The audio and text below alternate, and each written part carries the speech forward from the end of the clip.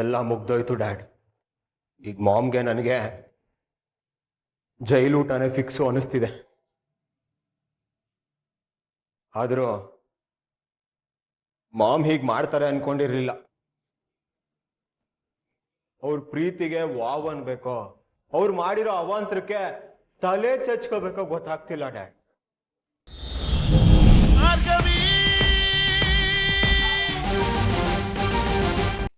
ಇಷ್ಟು ದಿನ ಹಾರಾಡ್ತಿದ್ ಬೃಂದ ನಿಮ್ ಪವರ್ ನೋಡಿ ಸೈಲೆಂಟ್ ಆಗಿದ್ದಾಳೆ.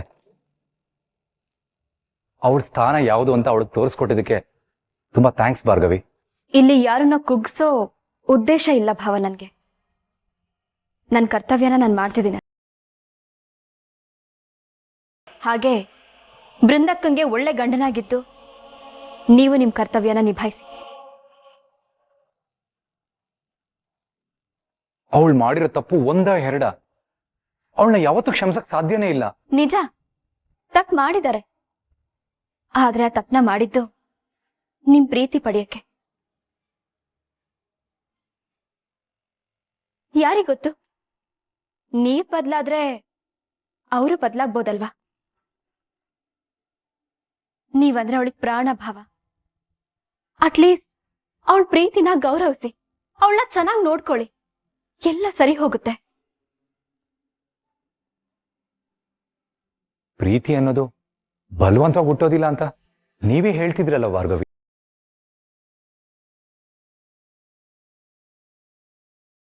ನನಗೂ ಅಷ್ಟೇ ಯಾವತ್ತೂ ಬೃಂದ ಮೇಲೆ ಪ್ರೀತಿ ಆಗ್ಲಿಲ್ಲ.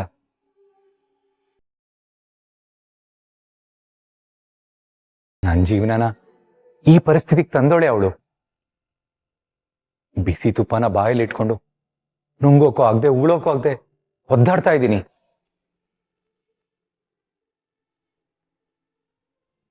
ಹೋಗ್ಲಿ ಬಿಡಿ, ನಿಮ್ಮ ಹತ್ರ ಹೇಳಿ ಏನ್ ಪ್ರಯೋಜನ. ನೀವು ಅರ್ಜುನ್ ಇಬ್ರು ಸಂತೋಷವಾಗಿರಿ. ಆದ್ರೆ ನನ್ನ ಸಂಸಾರ ಸರಿ ಹೋಗ್ಬೇಕು ಅಂತ ನನಗೆ ಫೋರ್ಸ್ ಮಾಡಬೇಡಿ. ಅದೊಂದು ಸಹಾಯ ಮಾಡಿ ಸಾಕು.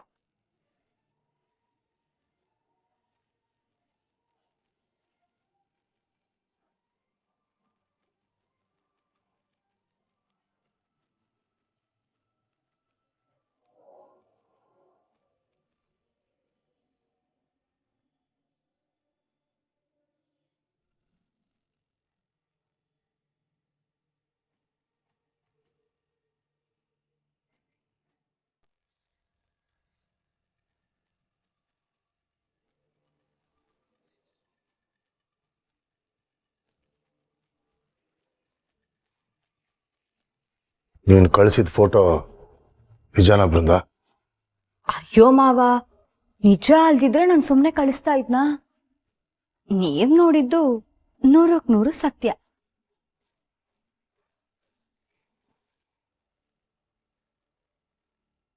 ಹಾಗಿದ್ರೆ ಆ ಸಾಕ್ಷಿನ ಮೀಟ್ ಆಗ್ಬೋದಾ? ಇದೇನ್ ಮಾವ, ಇನ್ ಯಾವ ವಿಷಯಕ್ಕೂ ನೀನು ತಲೆ ಹಾಕ್ಬೇಡ. ಮೂಲೆಯಲ್ಲಿ ಬಿದ್ದಿರು ಅಂದಿದ್ರಿ, ಈಗ ಅರ್ಥ ಆಯ್ತಾ ಈ ಬೃಂದ ಏನ್ ಮಾಡ್ಬೋದು ಅಂತ?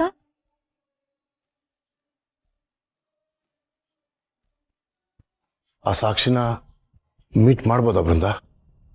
ಅಯ್ಯೋ ಮಾವ, ಅವಸರವೇ ಅಪಘಾತಕ್ಕೆ ಕಾರಣ. ನೀವ್ ಆರಾಮಾಗಿರಿ. ಆ ಸಾಕ್ಷಿ ಯಾವಾಗ ಕೋರ್ಟ್ಗೆ ಬರ್ಬೇಕು, ಎಷ್ಟು ಹೊತ್ತಿಗೆ ಬರ್ಬೇಕು, ಯಾವತ್ ಬರ್ಬೇಕು ಅನ್ನೋದನ್ನ ನಾನ್ ಡಿಸೈಡ್ ಮಾಡ್ತೀನಿ. ಸ್ಪೆಷಲ್ ಸಾಕ್ಷಿ ಅಲ್ವಾ, ಡೈರೆಕ್ಟ್ ಆಗಿ ಕೋರ್ಟ್ಗೆ ಬಂದ್ರೆ ಮಜಾ ಜಾಸ್ತಿ.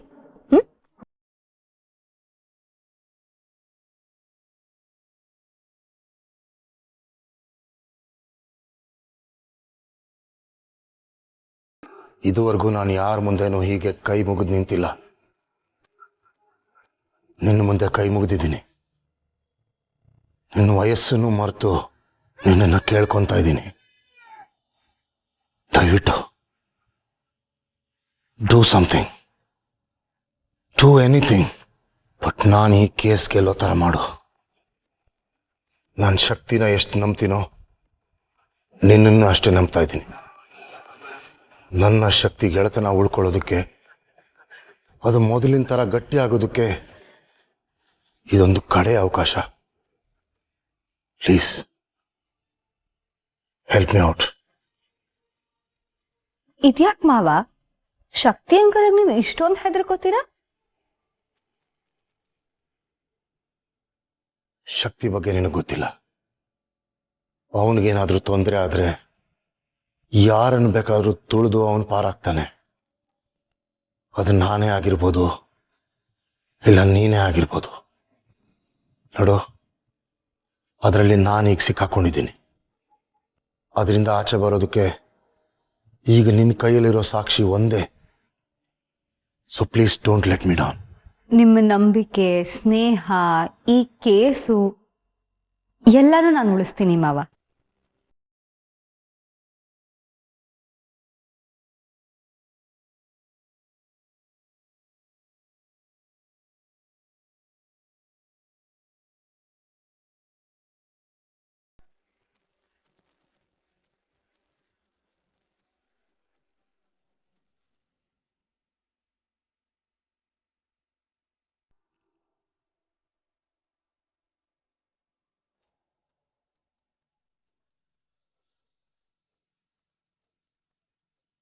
ನಮಸ್ತೆ ಸರ್.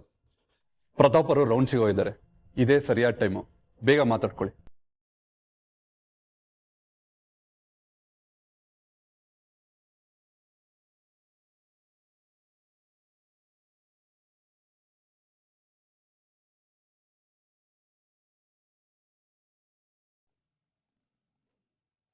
ಎಲ್ಲ ಮುಗ್ದೋಯ್ತು ಡ್ಯಾಡ್.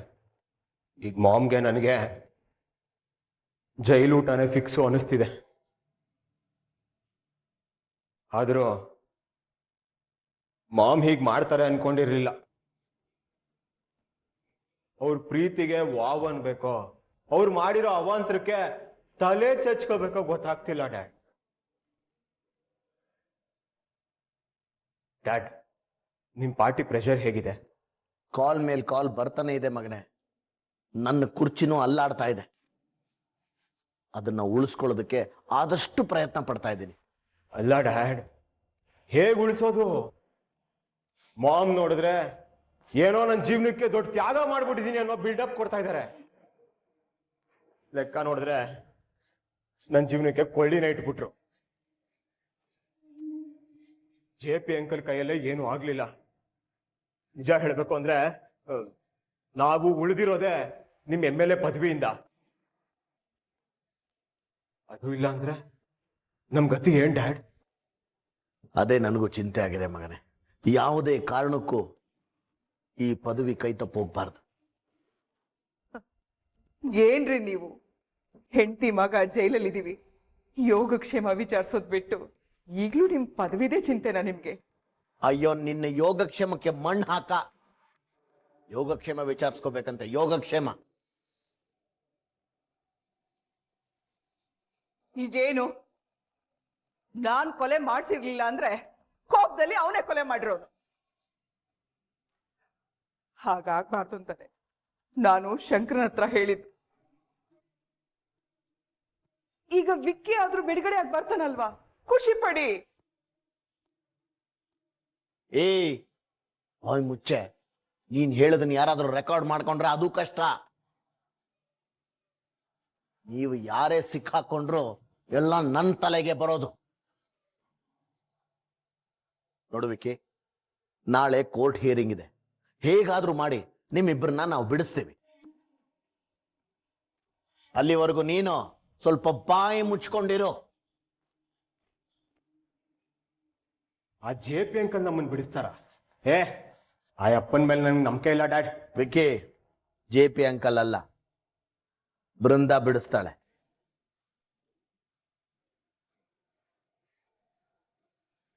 JP ಅಂಕಲ್ ಕೈಯಲ್ಲೇ ಆಗಿಲ್ಲ, ಅವಳೇನ್ ಮಹಾ ಮಾಡ್ತಾಳೆ ಡ್ಯಾಡ್. ಅವಳ ತಂಗಿ ತರ ಲಾಯರ್ ಆಗಿದ್ದಿದ್ರೆ ಇದು ಸಾಧ್ಯ ಆಗ್ತಿರ್ಲಿಲ್ಲ. ಅವಳು ನನ್ನ ತರ ಪಕ್ಕಾ ರಾಜಕಾರಣಿ ಬುದ್ಧಿ. ಈ ಸಲ ಅವಳನ್ನ ಬಿಟ್ಟು JP ಒಬ್ನೇ ಅಲ್ಲ, ನಾನು ಏನು ಮಾಡಕ್ಕಾಗಲ್ಲ. ನಿಮ್ಮಿಬ್ಬರನ್ನ ಬಚಾವ್ ಮಾಡೋದಕ್ಕೆ ಅವಳಿಂದ ಮಾತ್ರ ಸಾಧ್ಯ. ಅಂಥದ್ದೇನಿದೆ ಅವಳ ಕೈಯಲ್ಲಿ? ಅದು ಕೋರ್ಟಲ್ಲಿ ಗೊತ್ತಾಗುತ್ತೆ. ನಾಳೆನೆ ಹಿಯರಿಂಗ್ ಇದೆ, ನೀವಿಬ್ರು ಹುಷಾರಾಗಿರಿ. ಆಮೇಲೆ ಇನ್ನೊಂದು, ಭಾರ್ಗವಿ ಅಲ್ಲ, ಜಡ್ಜ್ ಕೇಳಿದ್ರು ನಾವು ಕೊಲೆ ಮಾಡಿಲ್ಲ, ಮಾಡಿಸಿಲ್ಲ, ನಮ್ಗೇನು ಗೊತ್ತಿಲ್ಲ ಅಂತಾನೆ ಹೇಳ್ಬೇಕು. ಅರ್ಥ ಆಯ್ತಾ ಸಿತಾರ? ಕೇಳಿಸ್ತಾ ಡ್ಯಾಡ್ ಹೇಳಿದ್ದು? ಅವ್ರು ಹೇಳ್ದಂಗೆ ಕೇಳು. ಸತ್ಯ ಹರಿಶ್ಚಂದ್ರ ಅಂತ ಎಲ್ಲ ಹೋಗಿ ಒಪ್ಕೊಂಡ್ಬಿಡ್ಬೇಡ.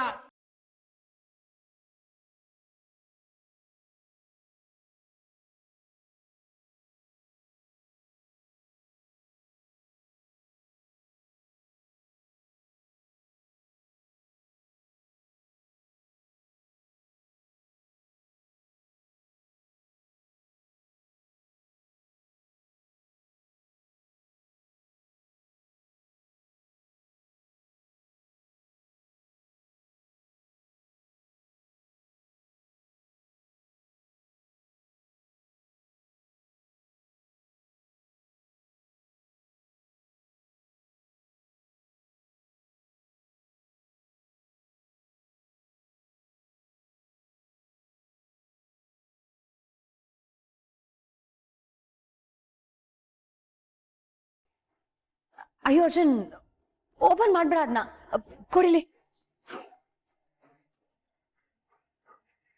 ಅದಕ್ಕೆ ಏನಾಯ್ತು? ಯಾವ್ದೋ ಗ್ರೀಟಿಂಗ್ ಕಾರ್ಡ್ ಅಷ್ಟೇ. ಅದನ್ನ ಯಾರಿಗೂ ಕಾಣ್ದಿರೋ ರೀತಿ ತಗೊಂಡ್ ಹೋಗಿ ಸುಟ್ಟಾಕೋಣ ಅಂತಿದ್ದೆ. ನಿನ್ ಕೈಗೆ ಸಿಕ್ಬಿಡ್ತಾ? ಕೊಡಿಲಿ, ಅದು ನನ್ ಕಣ್ಮುಂದೆ ಇರೋದೇ ಬೇಡ, ಕೊಡು. ಯಾಕದ್ಕೆ ಹೀಗೆ ಮಾತಾಡ್ತಿದ್ದೀರಾ? ಅಲ್ಲ, ಅಂಥದ್ದೇನಿದೆ ಇದರಲ್ಲಿ? ನನ್ಗೇನು ಕೇಳ್ಬೇಡ್ವೋ, ನನ್ಗೇನು ಹೇಳೋ ಸ್ಥಿತಿಲಿಲ್ಲ. ಅದನ್ನ ಕೊಡಿಲಿ, ಕೊಡು. ಅಲ್ಲ, ಅದಕ್ಕೆ ಇಷ್ಟು ಟೆನ್ಷನ್ ಇದ್ದೀರಾ ಅಂತಂದ್ರೆ ಇದು